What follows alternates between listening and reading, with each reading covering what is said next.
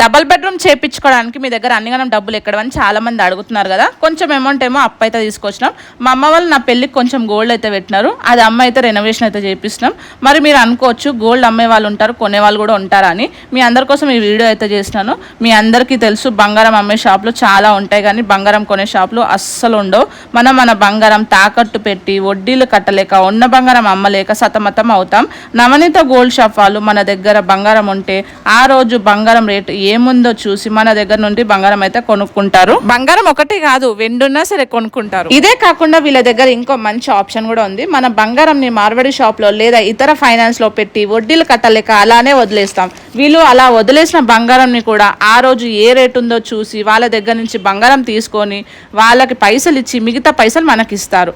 మీరు కూడా బంగారం ని అమ్మాలన్నా లేదా వేరే వాళ్ళ దగ్గర కుదబెట్టిన బంగారం ని అమ్మాలనుకుంటే స్క్రీన్ మీద నెంబర్ కనిపిస్తుందిగా, కాల్ చేసి సికింద్రాబాద్ లో ఉన్న నవనీత గోల్డ్ షాప్ ని ఒక్కసారి విజిట్ అవ్వండి. Thank you for watching guys. Bye bye.